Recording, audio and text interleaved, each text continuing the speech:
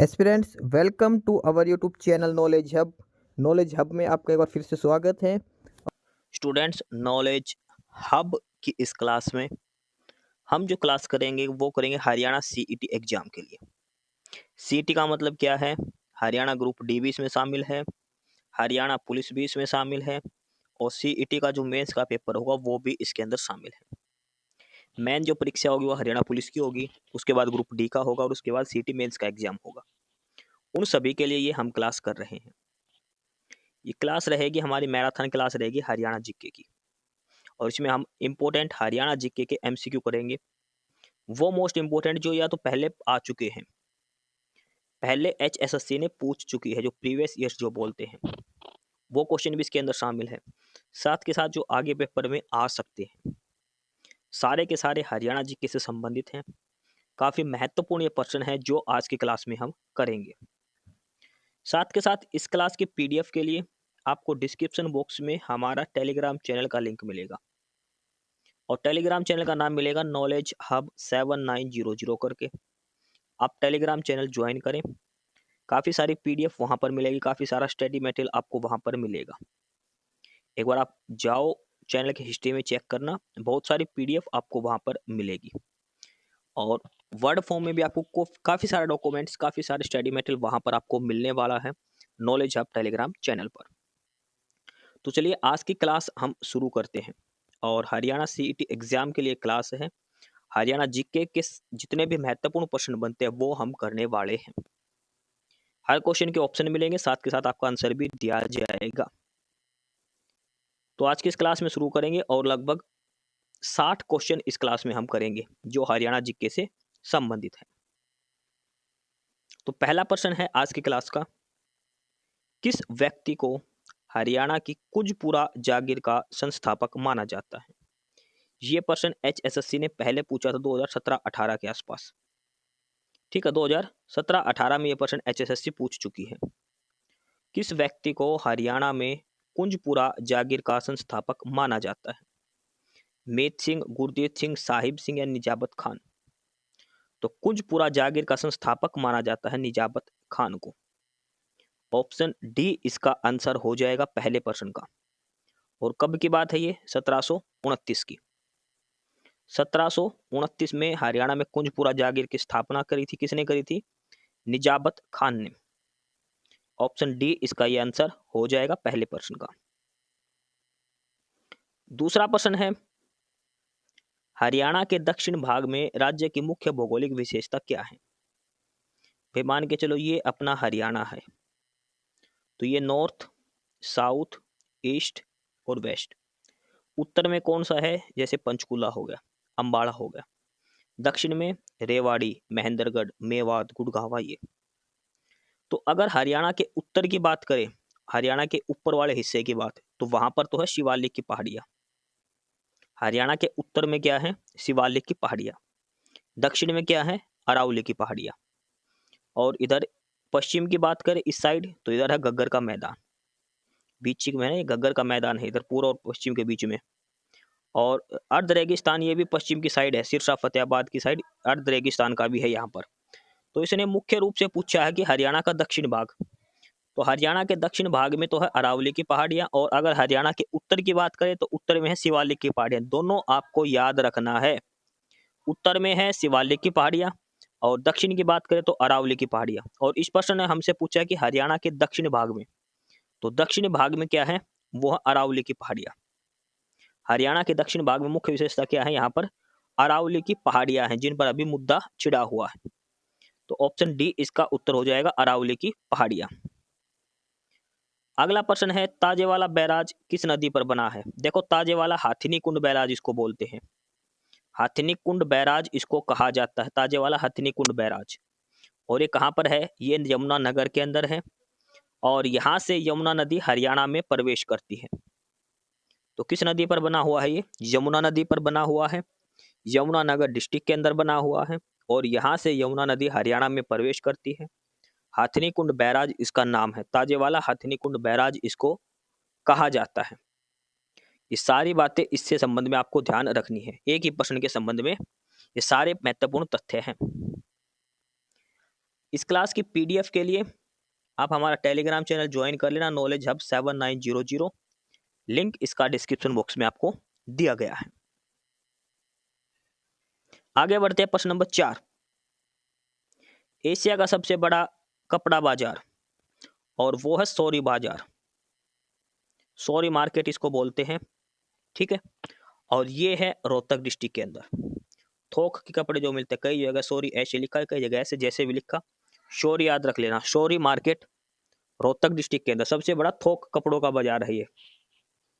Asia का सबसे बड़ा थोक के कपड़े सबसे ज्यादा मिलते हैं रोहतक के शौरी मार्केट के अंदर, ठीक है। ऑप्शन सी इस प्रश्न का उत्तर हो जाएगा, प्रश्न नंबर 4 का। अगला प्रश्न नंबर 5 है, निम्नलिखित कथनों पर विचार करें और उत्तर बताना है। ये जो प्रश्न है ये पूछा गया था CET मेंस के अंदर, जो 2024 में जो CET का जो मेंस हुआ था उसके अंदर ये प्रश्न पूछा गया था। सेम वो ही प्रश्न आपके लिए इस प्रैक्टिस सेट में डाला गया है। और प्रश्न क्या है इसमें कि भारत का नियंत्रण एवं महालेखा निरीक्षक यानी कि cab, controller auditor general of India, नियंत्रण एवं महालेखा परीक्षक हरियाणा सरकार के लेखा के संकलन और तैयारी के लिए जिम्मेदार है। दूसरा है कि यह कार्य महालेखाकार अकाउंट्स एंड एक्सपेंडिचर हरियाणा के कार्यालय के माध्यम से किया जाता है। कहने का मतलब है कि जो कैग होता है उसका काम क्या है कि जो हरियाणा सरकार के जो भी रिकॉर्ड जो खाते हैं, बही खाते सारे, उसकी जवाबदारी कैग की होती है। और साथ में ये भी कहा कि कैग ये जो काम करवाता है ये कराता है A&E, महालेखाकार A&E, अकाउंट्स एंड एक्सपेंडिचर जो डिपार्टमेंट है उससे ये करवाया जाता है। ये भी बिल्कुल सही है, दोनों ही कथन इसमें सही दे रखे हैं। ओवरऑल हरियाणा के रिकॉर्ड देखेगा कैग, भाई जो सेंटर का है वो देखेगा पूरे सभी स्टेट का। और इसके लिए इसने हर डिपार्टमेंट में, हर राज्य के अंदर एक डिपार्टमेंट बना रखा महालेखाकार A&E करके। ए मतलब अकाउंट्स, ई मतलब एक्सपेंडिचर, ठीक है। तो पहला और दूसरा दोनों ही कथन इसका सही है बिल्कुल। ऑप्शन डी इस प्रश्न का उत्तर हो जाएगा, दोनों कथन बिल्कुल ही सही है। प्रश्न नंबर 6 दिया है कि हरियाणा में 26वीं अखिल भारतीय वन खेल प्रतियोगिता कहां आयोजित की गई। हरियाणा में 26वीं अखिल भारतीय वन खेल प्रतियोगिता कहां आयोजित की गई, तो ये आयोजित की गई थी पंचकुला डिस्ट्रिक्ट के अंदर, पंचकुला डिस्ट्रिक्ट के अंदर। ऑप्शन बी इसका आंसर हो जाएगा प्रश्न नंबर 6 का। आप हमारा टेलीग्राम चैनल जरूर ज्वाइन करो, नीचे डिस्क्रिप्शन बॉक्स में उसका लिंक दिया है, नॉलेज हब 7900 करके। PDF वगैरह काफी सारा स्टडी मटेरियल आपको वहां पर मिलेगा। अगला है प्रश्न नंबर 7, हरियाणा की सबसे पुरानी नहर कौन सी है। हरियाणा की सबसे पुरानी नहर गुड़गांवा नहर, भाखड़ा नहर, भिवानी नहर या फिर पश्चिमी यमुना नहर। तो हरियाणा की सबसे पुरानी नहर जो है वो है पश्चिमी यमुना नहर। पश्चिमी यमुना नहर ये हरियाणा की सबसे पुरानी नहर है। प्रश्न नंबर 8 है कि हरियाणा में उत्तर भारत का पहला परमाणु ऊर्जा संयंत्र कहाँ स्थापित किया गया है। उत्तर भारत का पहला परमाणु ऊर्जा संयंत्र कहाँ स्थापित किया गया है, तो ये किया गया है फतेहाबाद डिस्ट्रिक्ट के अंदर। अब ऑप्शन में फतेहाबाद नहीं दे रखा, ऑप्शन में गांव का नाम दे रखा, जगह का नाम दे रखा है। देखो ये पलवल डिस्ट्रिक्ट है, ये कैथल डिस्ट्रिक्ट है, ये पिंजौर है, फतेहाबाद का कहीं जिक्र नहीं है। तो फतेहाबाद डिस्ट्रिक्ट के अंदर किस जगह पर, यह है गोरखपुर गांव। गोरखपुर गांव में उत्तर भारत का पहला परमाणु संयंत्र जो हरियाणा के अंदर लगेगा, फतेहाबाद के गोरखपुर गांव के अंदर लगेगा। ऑप्शन सी इसका उत्तर हो जाएगा प्रश्न नंबर 8 का। प्रश्न नंबर 9 है, हरियाणा में मोतीलाल नेहरू स्पोर्ट्स स्कूल कहाँ है।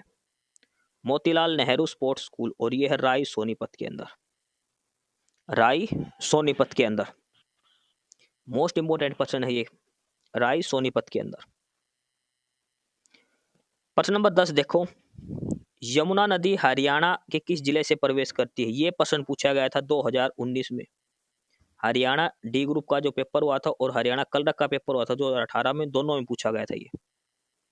यमुना नदी हरियाणा से किस जिले में, देखो हमने ऊपर पढ़ा था ताजेवाला, ताजेवाला हाथीनी कुंड बैराज कहाँ पर था, वो यमुनानगर के अंदर था। वहां से यमुना नदी हरियाणा में प्रवेश करती है। इसलिए उस जिले का नाम यमुना नगर रखा गया है। यमुना नदी हरियाणा में प्रवेश करती है यमुनानगर डिस्ट्रिक्ट से। कहाँ से प्रवेश करती है? यमुनानगर जिले से। प्रश्न नंबर 11 है बड़खल झील। बड़खल झील मोस्ट इंपोर्टेंट है, कई बार पेपर में सीधा ही प्रश्न ये पूछा गया है, बड़खल झील कहाँ है? तो ये है फरीदाबाद के अंदर। बड़खल झील कहाँ है? फरीदाबाद डिस्ट्रिक्ट के अंदर है। आगे प्रश्न दिया है जब हरियाणा का गठन हुआ 1 नवंबर 1966 को, तो हरियाणा में उस समय कितने जिले थे? 1 नवंबर 1966 को जब हरियाणा बना, तब हरियाणा में कितने डिस्ट्रिक्ट थे, कितने जिले थे? फिलहाल हरियाणा में 23 जिले हो चुके हैं। 23वां जिला कौन सा बनाया गया है? हांसी नया जिला बनाया गया है। इससे पहले 22वां नंबर का था दादरी, 21वां नंबर का था पलवल। ये सारी चीज आपको ध्यान रखनी है। जब 1996 में हरियाणा बना तो हरियाणा में कितने जिले थे? 7 जिले थे। कितने जिले थे? 7 जिले थे। और वो 7 जिले कौन कौन से थे उनका नाम भी यहाँ पर दिया है। रोहतक, जींद, हिसार, महेंद्रगढ़, गुड़गांवा, करनाल और अंबाला। ये 7 जिले थे 1 नवंबर 1966 को जब हरियाणा का गठन हुआ। ये 7 जिले थे रोहतक, जींद, हिसार, गुड़गांवा, महेंद्रगढ़, करनाल और अंबाला। अगला है प्रश्न नंबर 13। हरियाणा के किस शहर में अर्जुन स्टेडियम है? देखो अर्जुन स्टेडियम तो कई जगह है, ये भी ध्यान रखना, अलग अलग से नाम है। तो अर्जुन स्टेडियम का मुख्य नाम आएगा, वो आएगा जींद के अंदर। जींद डिस्ट्रिक्ट के अंदर है Arjun stadium. Arjun stadium Jind district में। अगला प्रश्न है कि हरियाणा का कुल क्षेत्रफल कितना है? वर्तमान में हरियाणा का क्षेत्रफल एरिया तो वो है 14,212 वर्ग किलोमीटर। 14,212 वर्ग किलोमीटर, स्क्वायर किलोमीटर। ऑप्शन इसी वाला जो ये ऑप्शन दे रखा है, ये आपका आंसर हो जाएगा। 14,212 वर्ग किलोमीटर। ये पेपर भी सीईटी के अंदर ही पूछा गया था ये। ठीक है, जो सीईटी का एक पेपर कैंसिल हुआ था ना, उसमें पूछा गया था ये। आगे है प्रश्न नंबर 15। क्षेत्रफल की दृष्टि से हरियाणा का सबसे छोटा जिला, हरियाणा का सबसे छोटा जिला तो वो है फरीदाबाद, 190 वर्ग किलोमीटर। क्षेत्रफल की दृष्टि से हरियाणा का सबसे छोटा जिला है फरीदाबाद, 190 वर्ग किलोमीटर का क्षेत्रफल है फरीदाबाद डिस्ट्रिक्ट का। प्रश्न नंबर 16, ये है मोस्ट इंपोर्टेंट प्रश्न। गिरी और टोंस हरियाणा राज्य के किस नदी की सहायक नदियां हैं? 2 नदियां हैं गिरी और टोंस, छोटे छोटे नदियां हैं, मौसमी बरसाती नदियां हैं। किस नदी की सहायक नदियां हैं ये हरियाणा के अंदर? गिरी और टोंस ये दोनों है यमुना नदी की सहायक नदियां हैं। गिरी और टोंस हरियाणा राज्य में यमुना नदी की सहायक नदियां हैं। गिरी और टोंस दोनों नाम आपको ध्यान में रखने हैं, गिरी और टोंस नदी। प्रश्न नंबर 17 देखो, 2011 की जनगणना देखो, 2026 में जनगणना शुरू होगी अब अगली बार। 2026-27 2 साल जनगणना चलेगी डिजिटल। पहली बार डिजिटल जनगणना होने वाली 2026 और 27 में होगी। 2011 के बाद 2021 में होनी थी, लेकिन 2019-20 में जो कोविड आ गया था उस वजह से जनगणना नहीं हो पाई। तो अब जो जनगणना का डाटा पूछेगा वो 2011 का ही पूछेगा। जो सेंसस है 2011 का, उसी के आधार पर ही डाटा आपसे पूछा जाएगा, क्योंकि वेरीफाइड डाटा जो है वो 2011 का ही है। 2026-27 का भी वेरीफाइड डाटा नहीं आया है, उसके बाद उसके हिसाब से पूछा जाएगा। तो 2011 के हिसाब से हरियाणा में कितने गांव हैं? तो वो है 6,841। 6,841 गांव है हरियाणा के अंदर। अगला प्रश्न है कि मारकंडा नदी का प्राचीन नाम, तो वो था अरुणा। मारकंडा नदी जो है ये इसका नाम है अरुणा। शाहबाद मारकंडा आपने सुना होगा, कुरुक्षेत्र के पास, अंबाला कुरुक्षेत्र के पास शाहबाद मारकंडा। तो मारकंडा है वो मारकंडा नदी के कारण। मारकंडा नदी का प्राचीन नाम क्या है? अरुणा नदी है।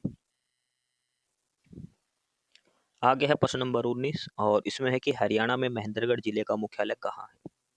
महेंद्रगढ़ जो डिस्ट्रिक्ट है इसका हेडक्वार्टर कहाँ है? देखो हरियाणा का एकमात्र जिला जिसका हेडक्वार्टर डिस्ट्रिक्ट के अंदर नहीं है, इसकी एक तहसील के अंदर है, और वो है नारनौल के अंदर। देखो किसी भी डिस्ट्रिक्ट का जो हेडक्वार्टर मिलेगा, हेडक्वार्टर का मतलब क्या है? डीसी ऑफिस, ये समझ लीजिए आप बस इतना। डीसी ऑफिस जो मिलेगा वो उसी डिस्ट्रिक्ट के अंदर मिलेगा, लेकिन महेंद्रगढ़ जिले का जो है हेड क्वार्टर जो मुख्यालय है वो नारनौल में है। ये ध्यान रखना, नारनौल महेंद्रगढ़ डिस्ट्रिक्ट के अंदर ही आता है, ध्यान रखना ये चीज भी आप। जल महल जो है वो नारनौल के अंदर ही है। आगे है प्रश्न नंबर 20, इसमें कि अंतरराष्ट्रीय सौर गठबंधन का मुख्यालय कहाँ है। अंतरराष्ट्रीय सौर गठबंधन, इंटरनेशनल सोलर अलायंस, और इसका हेडक्वार्टर जो है वो है गुरुग्राम के अंदर। कहाँ पर है? गुरुगांव के अंदर। ऑप्शन बी ये आपका आंसर हो जाएगा, गुरुग्राम। आगे है प्रश्न नंबर 21, ये प्रश्न कई बार आ चुका है, मोस्ट इंपोर्टेंट प्रश्न लगा के चलिए कि पेरिस ओलंपिक 2024 में हरियाणा के कितने एथलीटों ने भाग लिया था। पेरिस ओलंपिक 2024 जो हुआ था उसमें हरियाणा के कितने खिलाड़ियों ने भाग लिया था। अकेले हरियाणा के, तो अकेले हरियाणा से थे 24 प्लेयर पेरिस ओलंपिक के अंदर। हरियाणा के 24 खिलाड़ियों ने इसमें भाग लिया था। अगला है प्रश्न नंबर 22, हरियाणवी भाषा में लिखा गया पहला उपन्यास कौन सा है। हरियाणवी भाषा में लिखा गया पहला उपन्यास तो वो है झाड़ू फ्री, और राइटर कौन है इसके, तो वो है राजा राम शास्त्री। ये चीज भी आपको ध्यान रखनी है, झाड़ू फ्री और उसके साथ साथ आपको ये राजा राम शास्त्री का भी नाम याद रखना है। उपन्यास का नाम झाड़ू फ्री और राइटर थे इनके राजा राम शास्त्री जी। देखो क्लास की पीडीएफ के लिए आपको डिस्क्रिप्शन बॉक्स में टेलीग्राम चैनल का लिंक मिलेगा, नॉलेज हब 7900 करके। आप हमारा नॉलेज हब टेलीग्राम चैनल जरूर ज्वाइन करें। प्रश्न नंबर 23 है कि विश्व का पहला पोर्टेबल हॉस्पिटल का अनावरण कहाँ किया गया। पोर्टेबल हॉस्पिटल यानी कि ऐसा हॉस्पिटल जिसको एक जगह से लेकर दूसरी जगह पर ले जा सके, पोर्टेबल हॉस्पिटल, और ये है गुड़गांव के अंदर। इंटरनेशनल सोलर अलायंस गुड़गांव के अंदर, पोर्टेबल हॉस्पिटल वर्ल्ड का पहला गुड़गांव के अंदर। प्रश्न नंबर 24 है कि निम्नलिखित में से किस राज्य को हरियाणा का पेरिस कहा जाता है। किस जिले को, सॉरी, हरियाणा का कौन सा डिस्ट्रिक्ट है जिसको हरियाणा का पेरिस कहा जाता है। हरियाणा का पेरिस कहा जाता है धान की सिटी, हरियाणा का धान का कटोरा करनाल। प्रश्न नंबर 25 देखो, वर्तमान में हरियाणा में कुल कितने संरक्षित क्षेत्र हैं। कुल कितने रिजर्व क्षेत्र हैं हरियाणा के अंदर, तो फिलहाल हरियाणा में 2 संरक्षित क्षेत्र हैं। हरियाणा राज्य में 2 राष्ट्रीय उद्यान हैं, 8 वन्यजीव अभ्यारण्य हैं, 2 वन्यजीव संरक्षण क्षेत्र हैं, 4 पशु और पक्षी प्रजनन केंद्र, 1 हिरण पार्क और 50 हर्बल पार्क हैं। ये सारी जानकारी है हरियाणा के बारे में जो आपको ध्यान में रखनी है। देखो नेशनल पार्क कितने हैं, 2, ठीक है, एक सुल्तानपुर और एक कालेसर नेशनल पार्क। 8 वन्यजीव अभ्यारण्य है, 2 वन्यजीव संरक्षण क्षेत्र हैं, जो इस प्रश्न का उत्तर था ना ऑप्शन डी वाला वो। 4 पशु और पक्षी प्रजनन केंद्र हैं, 1 हिरण पार्क है और 50 हर्बल पार्क हैं हरियाणा के अंदर। ये सारी जानकारी आपको याद रखनी है। प्रश्न नंबर 26 देखो, वैट वैल्यू एडिड टैक्स लागू करने वाला भारत का पहला राज्य। वैल्यू एडिड टैक्स वैट को लागू करने वाला भारत का पहला राज्य बना था हरियाणा। हरियाणा आपको ध्यान रखना है। आगे है प्रश्न नंबर 27 और इसमें दिया है कि हरियाणा में चौधरी देवीलाल हर्बल प्राकृतिक पार्क, चौधरी देवीलाल हर्बल प्राकृतिक पार्क खालिस्तान संरक्षित वन में स्थित है, यानी कि एक जगह पर संरक्षित वन बनाया है, वहां पर है एक चौधरी देवीलाल हर्बल प्राकृतिक पार्क। तो कहां पर है ये, तो ये है चूरपुर कला के अंदर, और चूरपुर कला किस डिस्ट्रिक्ट के अंदर है, तो ये है यमुनानगर के अंदर। चूरपुर कला यमुनानगर संरक्षित वन क्षेत्र है यहाँ पर, और वहां पर एक पार्क है चौधरी देवीलाल हर्बल पार्क। नाम आपको ध्यान रखना, गांव का नाम चूरपुर कला यमुनानगर के अंदर। प्रश्न नंबर 28 और ये पेपर सीईटी के पेपर में आया था। सीईटी जो मेंस का हुआ था ग्रुप 56-57 का, उसमें से एक पेपर में पूछा गया था कि हरियाणा में किस जिलों में सर्वाधिक सड़क घनत्व है। सर्वाधिक सड़क घनत्व किस जिले के अंदर है, तो सर्वाधिक सड़क घनत्व है वो है अम्बाड़ा डिस्ट्रिक्ट के अंदर। सर्वाधिक सड़क घनत्व जो है हरियाणा में वो है अम्बाड़ा डिस्ट्रिक्ट के अंदर है। अम्बाड़ा इसका उत्तर हो जाएगा। अगला है प्रश्न नंबर 29। भारत का पहला आधुनिक आंगनवाड़ी केंद्र हरियाणा के किस स्थान पर लॉन्च किया गया था? भारत का, देखो भारत की बात हो रही है, पूरे भारत में, पूरे इंडिया में पहला मॉडर्न जो आंगनवाड़ी केंद्र है वो हरियाणा में खोला गया। और हरियाणा में किस जिले पर? तो ये है हसनपुर गांव, सोनीपत डिस्ट्रिक्ट के अंदर। हसनपुर गांव है, डिस्ट्रिक्ट का नाम है सोनीपत। किस डिपार्टमेंट के द्वारा? Women and child development, women and child development department, महिला एवं बाल विकास मंत्रालय। भारत का पहला आधुनिक आंगनवाड़ी केंद्र हसनपुर गांव कहाँ पर है? ये सोनीपत डिस्ट्रिक्ट के अंदर है। ये चीज आपको ध्यान रखनी है, कौन सा गांव किस डिस्ट्रिक्ट। कई बार सोनीपत भी उत्तर में आ सकता है, कई बार हसनपुर भी मिलेगा। दोनों नाम ध्यान रखने हैं, गांव का नाम है हसनपुर और डिस्ट्रिक्ट का नाम है सोनीपत। अगला प्रश्न है, ये पब भी सीईटी के अंदर पूछा गया था, सीईटी मेंस के अंदर ये प्रश्न आया था।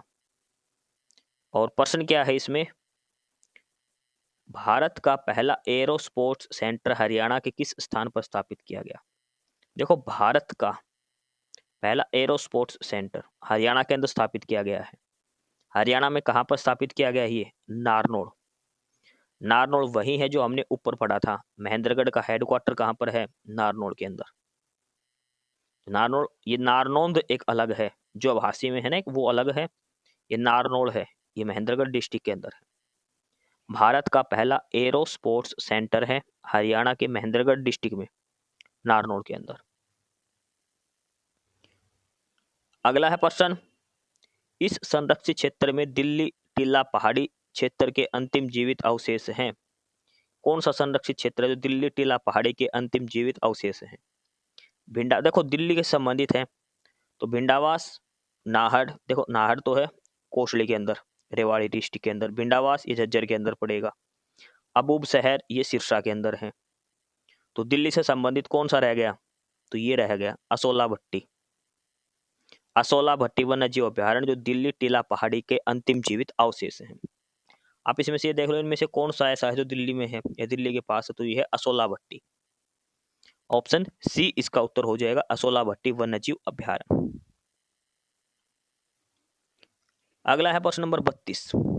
महालेखाकार, ये है ए एंड ई करके, अकाउंट्स एंड एक्सपेंडिचर, हरियाणा किसके अधीन कार्य करता है? ये प्रश्न हम ऊपर भी पढ़ गए थे, उसमें ऑप्शन ए और बी दोनों उत्तर सही थे।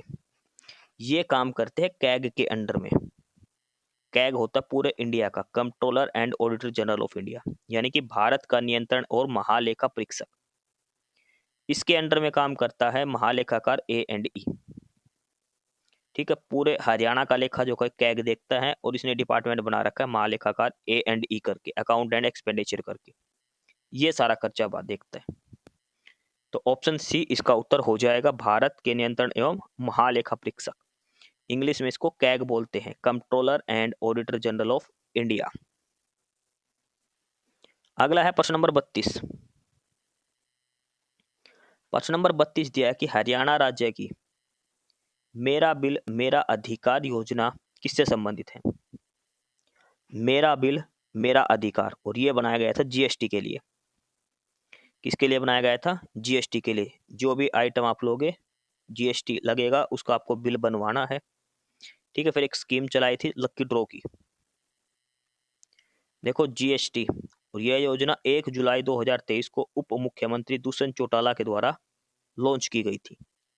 मेरा बिल मेरा अधिकार, ध्यान रखना दुष्यंत चौटाला डिप्टी सीएम ने लॉन्च करी थी, ये भी ध्यान रखना, पेपर में पूछा भी जा सकता है। ये डिप्टी सीएम ने ये लॉन्च करी थी 1 जुलाई 2023 को। क्लास की पीडीएफ के लिए आपको डिस्क्रिप्शन बॉक्स में टेलीग्राम चैनल का लिंक दिया है नॉलेज हब करके, आप नॉलेज हब टेलीग्राम चैनल जरूर ज्वाइन करें। प्रश्न नंबर 34 दिया है, हरियाणा में जो घग्गर हाकरा सभ्यता है, देखो हाकरा सभ्यता, घग्गर हाकरा सभ्यता भी बोलते हैं। हरियाणा का हाकरा सभ्यता का पहला उत्खनित स्थल कौन सा है? यानी कि पहला स्थल हाकरा सभ्यता का जिसे खोदा गया था, तो वो है कुनाल। और कुनाल कहाँ है ये? फरीदाबाद के अंदर। कुनाल कहाँ है? फरीदाबाद के अंदर है। सबसे पुराना स्थल है हरियाणा का ये कुनाल। अगला प्रश्न है प्रश्न नंबर 35। हरियाणा का कौन सा शहर नैनो शहर कहलाता है? Nano city. तो ये है पंचकुला। नैनो मानो छोटी सी गाड़ी थी ना, नैनो, ऐसे सबसे छोटा शहर है पंचकुला। Nano city Panchkula. अगला है प्रश्न, हरियाणा के इस कवि को 2005 में तो पद्म भूषण दिया गया था, 2001 में पंजाब रत्न अवार्ड से सम्मानित किया गया था। कवि है हरियाणा का, 2005 में भारत सरकार ने इसको पद्म भूषण दिया था और उससे पहले 2001 में पंजाब रत्न अवार्ड भी इसको दिया गया था। तो देखो पंजाब का दिया है तो सीधी सी बात है, याद रखने की ट्रिक बता रहा हूँ, पंजाब में रहते सरदार, तो ये दिया था सरदार अंजुम को। सरदार अंजुम हरियाणा के कवि थे और पंजाब रत्न अवार्ड इनको 2001 में मिला था, 2005 में पद्म भूषण मिला था। सरदार अंजुम। प्रश्न नंबर 37 है कि हरियाणा का पहला हिंदी समाचार पत्र जैन प्रकाश कब प्रकाशित हुआ था?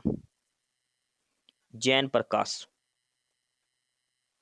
जैन प्रकाश प्रकाशित हुआ था 1985 के अंदर, 1985 के अंदर।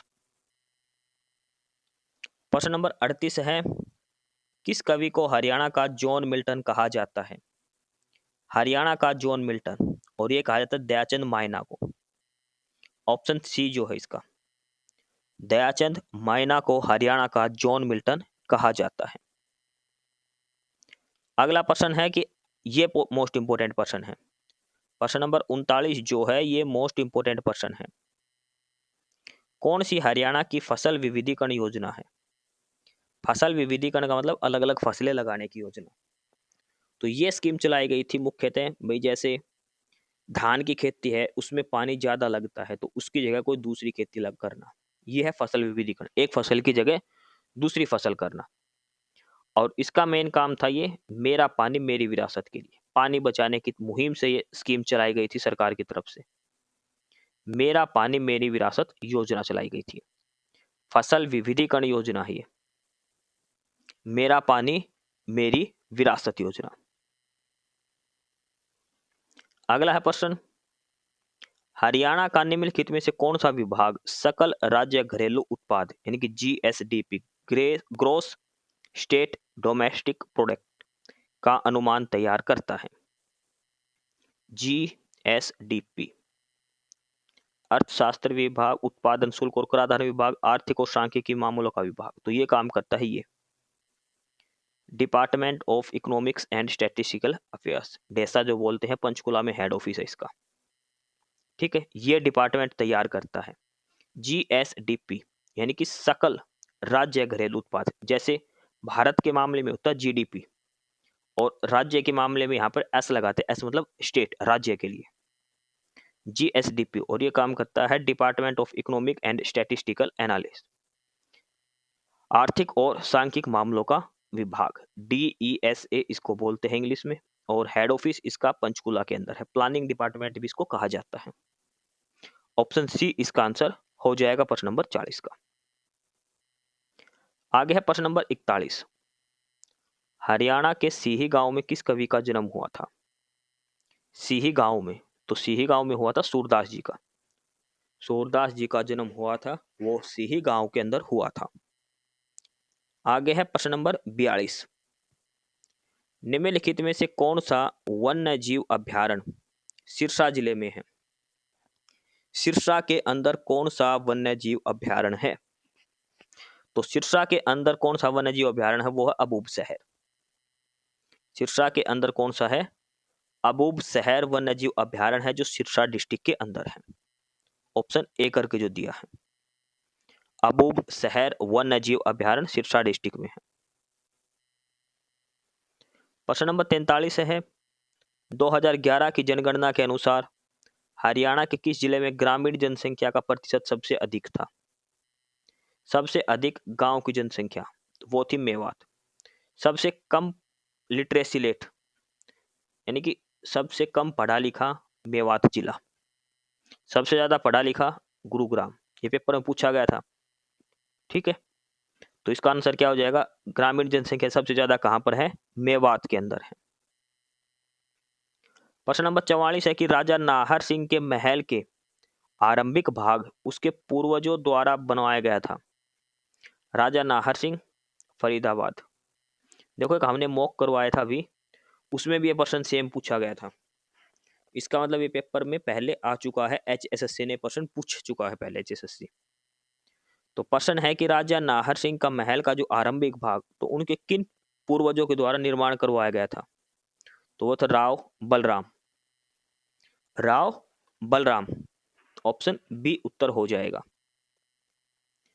प्रश्न नंबर 45 है कि सर छोटूराम का जन्म हरियाणा के किस जिले में हुआ? सर छोटूराम का जन्म हुआ था हरियाणा के रोहतक में।